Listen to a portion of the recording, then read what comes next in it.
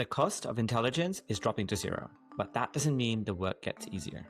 It just gets messier. More agents, more tools, more moving parts. This podcast is for the people in the middle of it. Those wiring this into real work, testing it under pressure, and making it all stick. In each episode, I chat with people to figure out what's working right now and how to apply it. Welcome to Bots at Work, presented by Fringe Legal. Let's get into it. Jennifer, welcome to the pod. I'm so excited to have you on. I'm looking forward to this conversation. Me too. So you posted something, I want to say a couple of weeks ago, and it caught my attention. I'm trying to dig through your very busy LinkedIn to find it, but it was along the lines of you had collected all of these disparate skills, and then AGG just went, okay, this is it. You can be the chief. So let's start there. I think you have such a cool and interesting origin story. You were a librarian, went into knowledge, and now you're the chief knowledge and innovation officer. So I guess congratulations, first and foremost. Take me back. Give me the origin story. Oh man. Well, I honestly think most people in CAM or AI really should be librarians. So like I have a real hard bias against that. So like on my team, we have like 3 librarians, which is probably more than you need at a firm our size. So I'm very biased towards librarians. But mostly because, as you know, like KM and AI, it is all taxonomies. It is all organization of data. It is all governance. It's all retention. So like all of that is stuff that they teach you as a librarian. But way back in the day, I went to law school and graduated from Marquette. And then I immediately went to library school afterwards. I had a professor I really liked in law school who taught a legal research class. And I was like, this is the thing I like. I like this piece. I don't like any of this other stuff. So immediately went to library school and then started working at Marquette at the same time. So like I was a reference librarian there for a while. And then I was the Milwaukee County law librarian. So every county that's big enough in Wisconsin gets its own law librarian. So I would work at the courthouse and answer people's questions, all that good stuff. Is it harrowing? Yes. Because like the things that people ask you are people walking into a public courthouse, right? It's like no one's having a good day.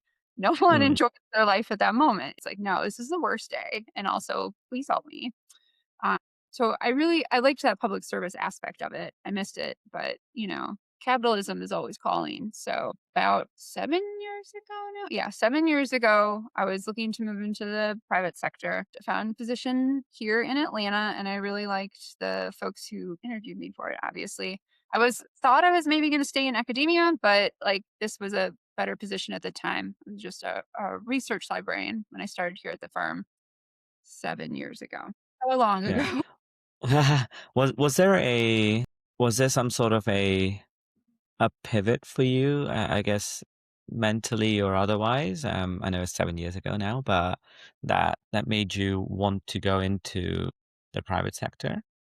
Being an academic law librarian is also a very niche field. So you kind of have to expand your horizons that way. If it was necessarily like, yes, I must go work in a firm. But I was also applying like Atlanta's a much bigger legal market than Milwaukee is, Right. obviously. There are more opportunities. So my thought was maybe I'd come down and work for a firm and then maybe I'd pivot back into academia. But I never left because like I like it here and I like what I'm doing. So still here. Okay. And then AGG, you guys are an AmLaw firm. And I want to obviously go into that a little bit more in a second, but I also noticed that at some point you also went down the data path. So you have a Berkeley degree in data science or Oh, something. yes. I can't remember the exact details. Right. I did some research. Uh, Are you a big data geek? Was that just I should do this, or Yes. what are we No, so talking I about? wanted to I wanted to design a data strategy for the firm. So like Okay. as a person who loves to go to Yeah. school, I was like, I must get a certificate for this. So I it need was another one. Yes. it was a really fun program. Got to work with other people who are already like professionals. And then at the end for the capstone, I got to actually draft the data strategy for the firm. So it was like win-win. Oh, awesome. Everybody's winning here. Okay. Yeah. And that was a Yeah. really good Okay. framework and good timing. Okay. Do you think it's still something that's obviously, you use the Capstone project for work. Do you think it had a major influence in how you run the KNI program today? Major? No, I think it was right time, right place. Like, it's already Mm, thinking about a good chunk of those things already. And so I've been reading up on data strategies. I've been reading up on kind of yeah. just data in general. And as a librarian, I'm kind of am never away from data, so I'm never avoiding it. Sure. But it was really well timed and positioned for that. I don't think it probably did some small shifts in like what I ended up actually Mm, putting into data strategy, and then yeah. how the KM department kind of evolved into what it is now. Yeah. Thank you for that segue. So, would love to talk about what the KM department was like at that point when you joined or transitioned into the KM seat way back when, and what it's like now. Obviously, the world around us has changed quite a lot in the last 6, 7 years, so that has a major impact on everything. What was the team like? What was your role like? And then I know that role has evolved in the time I've known you, and more. So yeah, would love to dig into that a little bit more as well. Yeah, so we didn't have a KM team or Yeah. department, so that helped. We had a library and we had a research department. And then when my previous supervisor retired, she had also run the conflicts department. So at that Yeah. point, they kind of put conflicts under GC, but then they quickly gave it back to me. So it's like conflicts and research services. And Yeah. then they wanted litigation support and also information governance to also report to me. Mm. This is KM at this point. Like what we are doing, all these Yeah. departments together, this is all Yeah. data, this is all KM. So I was like, one, you're gonna promote me to director at the time. And I was like, we're Mhm. also gonna call it KM because that's what we're Yeah. doing, not just research Mm. anymore. So Yeah. What was the shift to go from KM to KM&I? Was that a obvious shift because you started owning technology? yeah, and I wouldn't say like I wouldn't say I own technology. I would say more innovation because we do have Mm. a CIO who like Yeah. Dan, who is our chief information officer. He's a CISO, chief information security officer. Important Sure. difference. He has Yeah. certification, but so like we work really closely together on different technology and innovation projects. Obviously, like we have to. Mm. There's no avoiding of it. Like he's Yeah. going to with the implementation and the security side and KM and AI is going to be innovation, governance, and kind of that side and more of the training. So we work together really closely, but it has like the I portion of it really kind of came along with me because like Mm. I never am not trying new things. I'm never not curious. So like I'm always Yeah. looking for, and I've tried to hire a team accordingly. Like everyone on my Yeah. team is very curious. They love to learn and they love to go Mm. find out like librarians, and then Yeah. and now we have like beyond just librarians, we have other like information governance is works really hand in hand with the AI team as well because Hmm. there's no AI without Yeah. governance. So it's like Yeah. otherwise you're just in the wild west. So I good to be. think, and one of the things that speaking to Alex about in the past, is normally in most firms, the infosec piece sits under the CIO, the CISO, IT, some form. It doesn't usually sit under the KNI banner.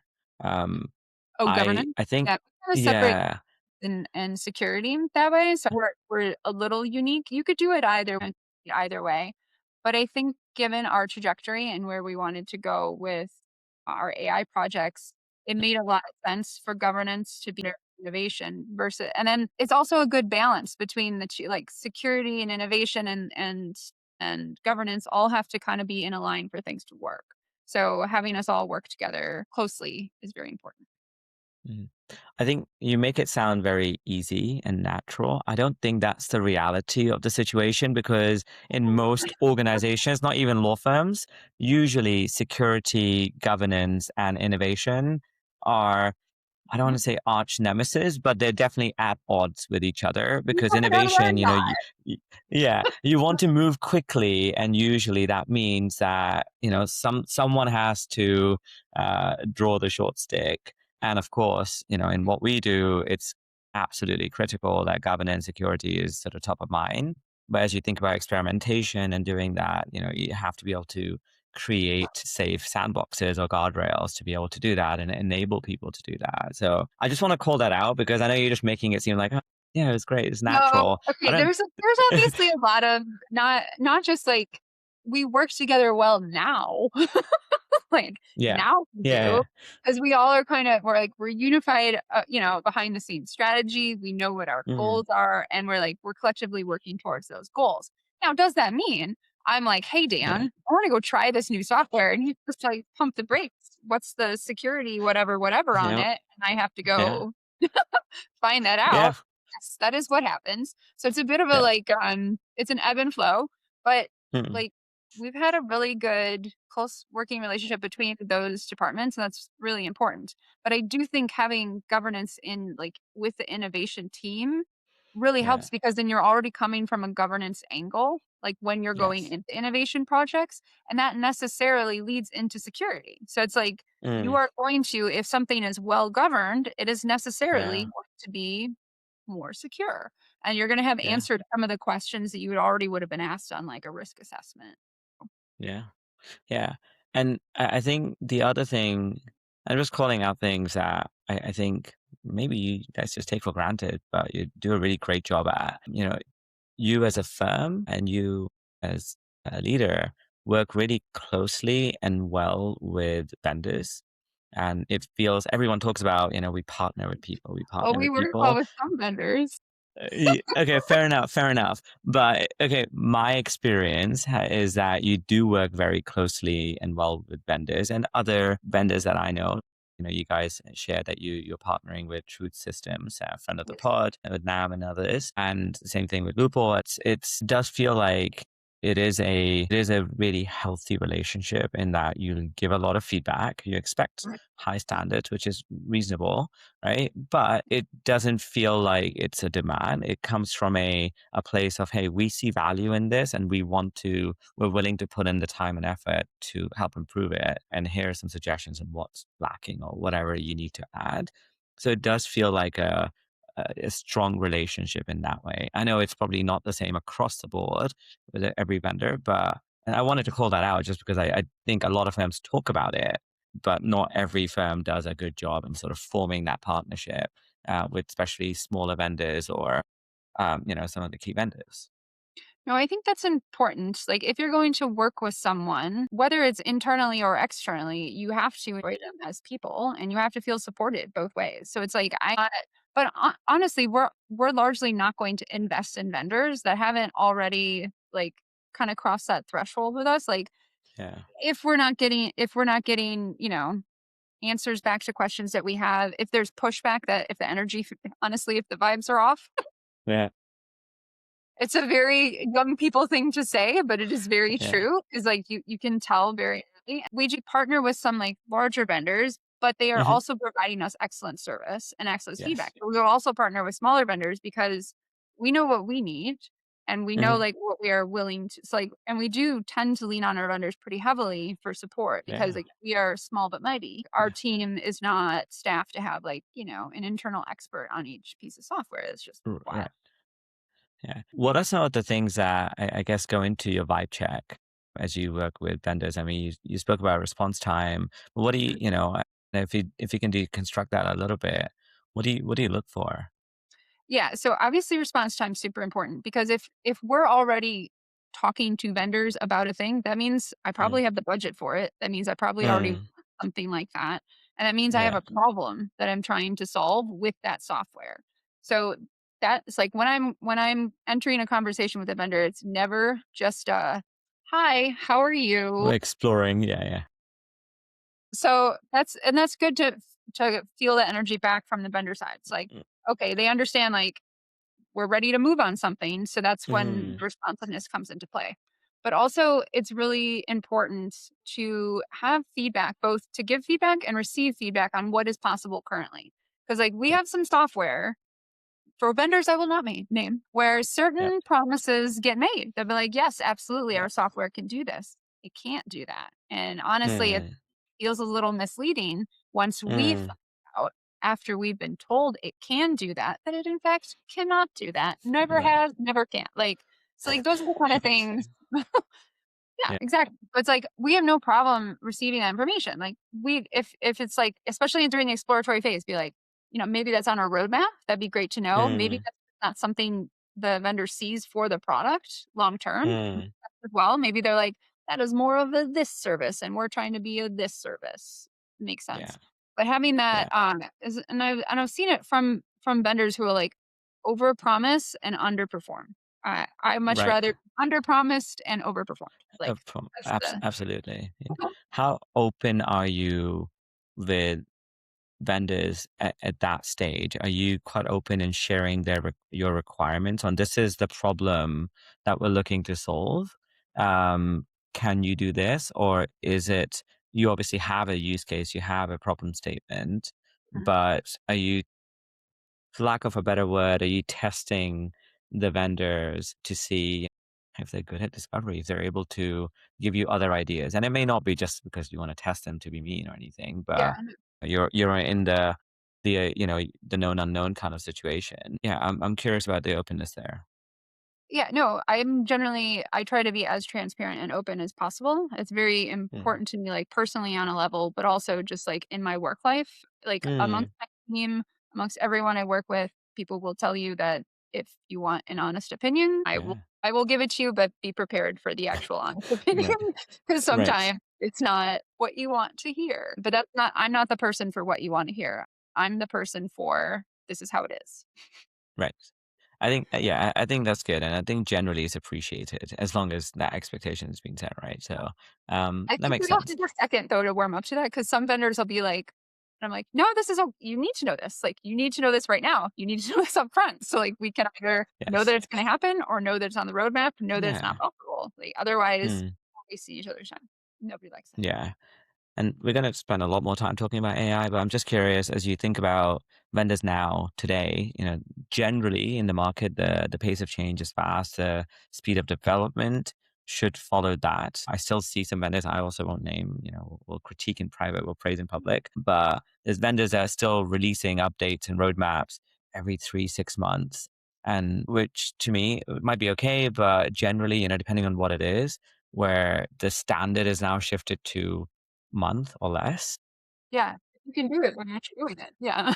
Yeah, right. I'm just curious, how much does that go into your vendor selection process as well? Are you thinking about what's your roadmap? How active is this product? It may solve a perfect problem today, but are Right. you doing horizon scanning of what could this become? And, what other possibilities of potential there might be that this could help influence? Yeah, I'll say that's something I'm not great at, the horizon scanning. Like I am a problem solver by nature, so I do like to see a problem and solve it. I like to do Hmm. those things. But that means that I will necessarily not, and I will also assume that if I think it could be done with that product, that the vendor will have thought that it could be done with that product and Right. do it, right? And I'm Yeah. also getting really spoiled now by some vendors for like I have feedback and they go fix it live. They'll go fix it Mm, live and they'll come back right. and they'll be like, "Hey, here it is now. You asked for it yesterday. Here it is." Right. I'll be like, "Thank And you." you go to someone else, it's like, "Wait, why can't you do that?" Yeah. So I think that's kind of changing my whole thought though on roadmaps because it's like Mm, if you have a roadmap, like you said, that's like far out. I'm like, what is it about the thing you put on there 12 months from now that you can't do now, given the right. technology that's available now? Because like I literally have some software that we've paid for that I am like, I could have an intern code this in a weekend and Mm, the software for us internally. So why do I need a vendor? So right. I think it's going to become much harder for vendors. Like if our firm is thinking about that, if I'm thinking about that, other firms are going to start Mm, that too, mm, and to they're going to start picking off the low hanging fruit. And I can think of some products, some software that has just been hanging on because attorneys are used to using it and because they mm, feel like that's a software or product that they need to use because they're this kind of attorney. And like yeah. like and once you do an actual like analysis of the usage, you find out no one's using it. And then you're like, Mm, "Well, we're not maintaining this, umpteen dollars worth of software because you right. think." it. Like it doesn't offer us anything. So it's like Mm, it's gonna get I feel like it's gonna get harder for the vendor side pretty quickly when mm, the client themselves could likely do the things they're asking for with just the right right. team. Yeah. I do think, it comes to what is your moat, and some of Mhm. that is, and I will say that the counter argument to that, which is a weak counter argument, but it's a counter argument nonetheless, that if you look at the process, of course, if no one's using it, that's a Right. different story altogether. But there's some things that seem easy to do, and you can code them or vibe code them sort of 50, Mhm. 60% pretty quickly, or even 80%. But the last 20%, It's the that's deploying of the, the yeah, enterprise, the yeah. last mile always gets challenging, but it depends, right? If the use case is just an internal tool, I think it's a very different conversation. Yeah. Um, All of our tools that I'm looking for like that are in fact yeah, internal. So it's just right. it's the vendor feeling special about what they are. Yeah. Um, I wonder whether this could be a governance piece or what we were just talking about.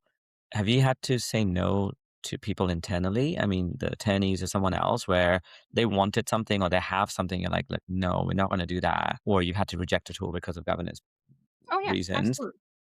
How does that conversation go? Well, like so the tools we have now are all like Mm, very secure and very like we feel good about them on a risk analysis right. basis. Like vendors that we have like looked at for pilots and things Mm, like that, there's going to be some simple questions that if they don't have. I will be hesitant if they don't have an mm, immediate and swift answer to it. I'll be like, hey, send right. me the link to your trust center. You know what I mean? And I'll be like, I can send you a white page. I'm like, what do you mean? Yeah. Like, send me all the documentation I might need Right. about your security, about what you're doing on your side. Yeah. Because, like, I'm not gonna review it, but Dan wants to review it. Alex wants to Right. the people Yeah. who need to are gonna review it. So if that's any or if they have insecure testing on their side, so if there's something going on, like they don't red team or there's, like, Mm, something obviously glaring missing, uh, mm, like that. And I would totally understand in a one-off if someone was like, "I'm not sure. I'll go check sure. with Of the course. person Yeah. who does it." Sense. But if they're not even sure, like, who that person is or if they Right. exist, that is very suspicious to me. And you kinda see it more with, like, smaller and not like and I don't mean small startups because I love a small startup. I mean, like, kind of out of nowhere Mm, AI companies, and they haven't not that they're not gonna go that way, like, maybe they're gonna get the security, that they need, but they haven't yet. mhm. And then at Yeah. that point, it's like, it's not ready for, law firm For consumption, us. and Yeah. Yeah. it's a different field. Mm, fair enough. Okay, let's talk a little bit around AI. We're going to talk a lot about AI. Let's start with a different question to where I initially was going to go. But where did you expect AI to work and it just didn't? What was the easy use case that you're like, oh, this has to work. People have to love this, and it kind of I just died. I couldn't tell you, but it's like a I'm gonna tell you and you're gonna have to take it out because I'm gonna tell you exactly what it is. Okay, So for everyone who didn't see it or listen to any of that, yeah, there's a good answer there, but we can't share it. Yeah, do you have another answer, maybe a use case rather than a vendor or anything like that that you were oh, like, yeah, yeah, actually, I do. So and it's one that comes up again and again and again, and it is not that AI is lacking, it is that the thing is not for AI. So everyone will come with, like, they need automation, which isn't AI. They just need, like, mm, some good old-fashioned Power right, Automate slapped onto a right, product and then, like, shipped out. mm, Or their data is bad coming in. So it's like the things that we think AI should be good at. Here's a PDF. Turn it into an Excel. Don't miss anything. right, That's not a good thing to ask AI to do because it will miss stuff. That's not what its job is. For that mm, piece, like you'd want just a standalone software that's only job is to convert from one to the other and not mm, skip any pages, for yeah, example. yeah, But I still kind of think like at this point, like AI should be able to do that. I should be able to give it a PDF with a bajillion pages, and it should be able to give me an Excel spreadsheet. But I will say, which is computer as a bajillion rows that someone then has to review to make sure it's correct. That's right. exactly. And if I have to review every page, I'm not gonna. So yeah. Yes. No, I think that's true. Do you spend time in that case to do, I guess, a bit more user education on this is the kind of stuff that is suited for AI, and it could work, but the margin for error is probably higher than your risk tolerance might be. Yeah. And it really depends on the user because there's some users I'm fine for if they just think it's magic. Yeah. However, the Yes. magic happens, they don't really care if it's machine Yeah. learning, if it's AI, if it's just automation, Just the they don't power care. automate workflow. Yeah, exactly. Exactly. Yeah. But, like, if I think it's a user who has curiosity and they have room to grow and they Mm, wanna know, of course, because I would just be like, mm, "Hey, you're not getting the output you want from AI because the data you're putting in is not mm. for AI yet. We can do Yeah. some other things to the data to get it to that point, and then you're gonna get better answers." So I think Mm, that's been a piece that we really have to and we're continually, like, changing our training and changing what we're doing to educate users on just, like, yeah. 'cause as it's getting the real, I think, kind of pickle now is as AI is getting so good, people are forgetting about things like a context window. People are Right. forgetting things about, like, check every single site. Like, they're forgetting Right. about these things that used to be built in Right. because it's just so it sounds so good and it is really good at Mm, things. yeah. What's your view on this? I've been thinking about this a little bit where when we think about human work, right? So whatever a human being used to do or has done, we don't expect the work to be perfect. Maybe we do, but we shouldn't expect the work to be 100% correct. But when you view the work through the lens of, okay, we use large language models to create that output, our expectation is it must be 100% Gotta be correct. It perfect, otherwise it didn't has work. to be perfect. Yeah. What are your thoughts on this? Because I just find it so fascinating. It's such a ridiculous frame to have, which I do as well, by the way. So it's not that I don't disagree with I get it. so irritated when it's like needs to change one thing and I Yeah. do it, Yeah. I'll iterate way longer than I should. Exactly. Yeah, I'm just like, I can just copy this and edit this one sentence, but Yeah. no, fix it for me, right? I So, and I know that comes up a lot more, and I guess the really complex issue is what you just alluded to, which is I think you and I play enough with AI that we know what to look for to some degree. yeah. A lot of people don't, and you have the Yeah. sycophantic nature of AI, which, Mhm. and it's not even hallucinations; it's that they just, well, it told me it was correct. I've checked the answers. Everything is correct. Why would it lie to me? 'Cause it wants you to interact with it. That's its whole Right. job. Yeah. It's like being on TikTok or YouTube, like, the algorithm knows you, it knows what you Yeah. wanna see next, so it's going to try to and I don't think the AI companies collectively would admit that their Right. Of software course is a bit not. addictive, but, like, it Yeah. is. Because, It like, is. there's Yeah. been times where I go down a rabbit hole and I'm working 30 minutes longer than I ever meant to because I'm using AI. I'm not working Yeah. less because I'm using AI, I'm working more. I The think the difference biggest lie is using AI is going to save you time. It will save you time per task, but the amount of time in total you do work increases dramatically. It feels like the analogy I have is before I had two hands, now I feel like I have 10 pairs of hands and I have to I'm just maintain all managing of way them. more. Yeah, exactly. It's a spinning plate problem now. Yeah, I feel that very much. But going back to the percentages, like, and that's Mm, interesting too, because so many briefs that are filed with judges, like so many judicial opinions themselves have errors. And we know mm, that. And we accept, as you said, a certain amount of error from people. We're like, it's mm, people. They can make errors mm. and that's fine. I think Yeah. it's probably more because as a person, maybe we feel more sympathetic towards people for making errors and Mm, less sympathetic towards artificial intelligence for making errors. mm. Machine, it should be better than us. It should be Yeah. perfect. But I think that's a false dichotomy, like of an argument, right? Yeah. Like it's like, Yeah. yes, it makes him like, did this get you to an 80% of your draft? Sounds great. Yeah. Yeah. Why are we Yeah. waiting? Yeah. Um, okay, and I think that's a good segue to I want to talk about Perplexity Computer. So you posted about this recently. I can see you're excited about this already, and I think the sentiment was manage the AI teammates like a small team, pick the right jobs, focus on duplicate runs, and turn patterns into skills, and Yeah. all of that. I guess, yeah. Talk more about that. What triggered that post? Was there a specific mess or something that you're able to talk about that you were just sort of going through? Also, like the sort of the Oliver Twist, the Yeah. analogy in there. So I do feel yeah, like that though. it made me laugh. It made me laugh. But yeah, curious about the origin of that and just generally, what are you doing with Perplexity Computer and No, so we how have do you use it? perplexity. firm-wide. So everyone Hmm. at the firm can use Perplexity. They use the pro tier license. We have a small Hmm. group, mostly CAM and I folks, and then a few business development folks and like a few other admin folks who have a computer license. So they have the upgraded Okay. license. Small group, and computer only rolled out like last month. So I feel like I'm Yeah. talking like historically, and it's Of not. course. It's like just from 5 years.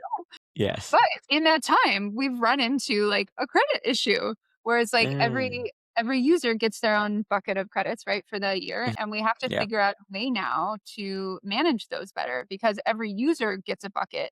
There is an Mm. organizational bucket, but you only hit that once you've gone beyond your level, and we've talked to with our rep at Perplexity as well, and they know, and we're kind of working on this. Mm. How can we make this whole we want to use computer. It is wonderful. It is amazing. I Mm. like compared to Claude Cowork. That's like the only other thing I've Right. used that makes me feel that way. And it's Mm. mostly just because even when I'm using Perplexity or Claude or honestly Gemini or anything, it'll give Right. me honest a pretty good first pass. But I've Yeah. worked on projects in computer where it's like I didn't need to make any changes, and like Okay. the not needing to make like it was as though I gave it to a very smart person who knew my topic. Mm. They gave me their final output. And honestly, then what happens when I don't need to do that first pass is then I just it evolves. Like whatever the project Right. was working on, I was like, well, maybe Yeah. we should add this data set and consider Yeah. this because I didn't have to make the amount of changes. So we're finding a lot. What kind of things are you using it for? I'm curious. I use Cowork. I think it's generally good. I spend a lot more time in Cowork and Claude Code, so I can Mm. automate some of the things on a personal Mac Mini, which I'm staring at. I also have like OpenClaw But and I things have running, which is, but yeah, that obviously that running of course doesn't touch anything sort of sensitive. It's sort of completely guarded off and all of that. Cowork I use for my day job for work. So I'm curious, what kind of use cases do you have for Perplexity Computer where you feel that you're getting really good first passes? yeah, so and it'll be things like we're creating a lot of skills with it that we can use amongst the Hmm. other computer users. So off the bat, like our BD and marketing folks made like, branding skills that everyone could use. Mm. Any output they were making was branded. Yeah. Those type of things were very simple. This Mm. past month, honestly, I've been working on a large uh, we're migrating financial systems. There's a lot of data cleansing that has to happen among our data. Yeah. So I'm using computer to do a lot of SQL coding, and I'm also using it to upload, documents where I'm like, can you find like what's a pattern? What's a trend that you see in this Hmm. data? Because that can be really helpful because when I'm doing this query in SQL, I'm seeing a very limited amount, right? And I can't Right. my Yeah. human brain cannot capture the whole Yeah. spreadsheet in my head and then start doing trends and analysis, Mm. but I can give it to computer and be like, "What do you see here? Like, what are some Yeah. areas I think I'm probably concerned about these pieces within the data?" And be like, "Yep, you're right to Yeah. be concerned about that. But did you think Yeah. about also being concerned about these 5 other areas too?" And I was like, "No, but now I Yeah. am." Yeah. Thanks. Yeah. And then as you think about the credits, I'm curious because I've certainly had this instance too with Claude Cowork where I've hit my limits for the day and then sometimes the weekly limits. And then I'm just like, oh no, I how will I know. work now? There How do are I there are do? only things I will save is honestly my answer to that is, like, Yes. if I know computer can do it Yes. and Yes. I have the time to wait on it, I'll wait. Yeah. I'm not Yes. gonna try to do it myself. Yeah.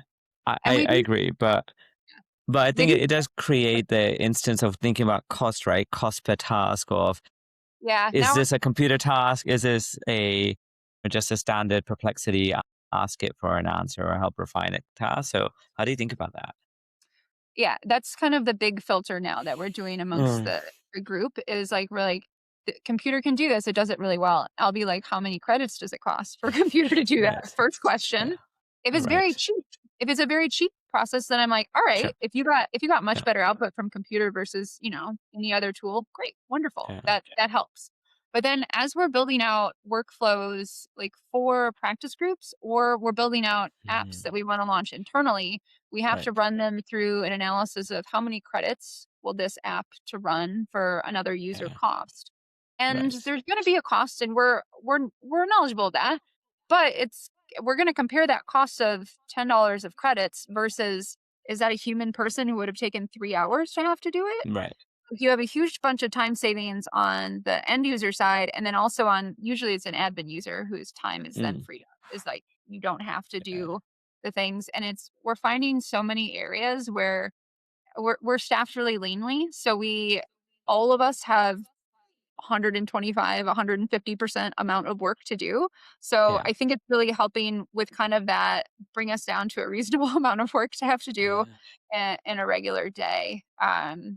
Yeah, it's very Yeah. good at analyzing data. It's very good at finding trends, Mm. and it can make apps really quickly, really well. And Yeah. it's and now we're coming up against a problem of now we have some apps we want to launch. Now we have to like worry about that. Now we're at that stage Yeah. you're talking about where it's like, yep, now we want to launch these to Yeah. more users. And Yeah. so like think about the credits and then we have to think about how we develop that and clean it and Yeah, refine it. maintain it and all that kind of stuff as well, right? Yeah. Last question, and we'll start wrapping up.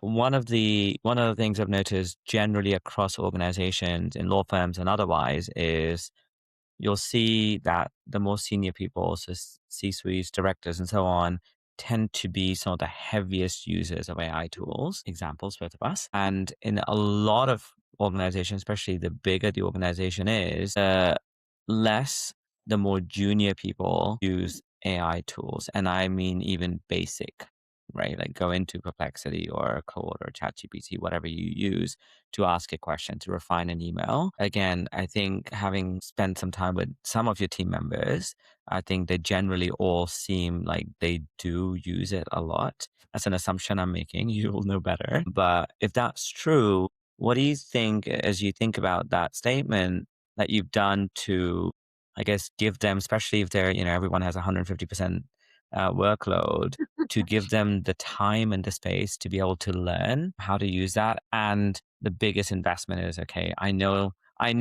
think anyone doubts that it's going to save them time, but it's that I know I'm going to have to spend a bit more time up front to be able to get to that end state. How do you manage all of that with your team? Yeah, so the team is again hand selected for the natural, like they're curious, they want to learn new Right. things. So can you and I like exclude us from that, right? Because like Yeah. we're already doing that.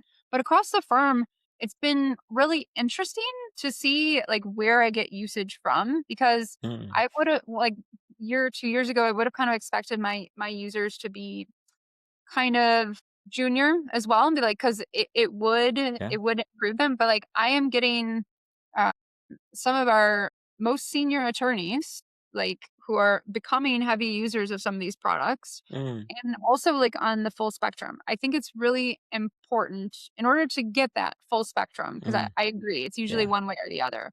In order to get that is you have to kind of be willing to adjust your culture.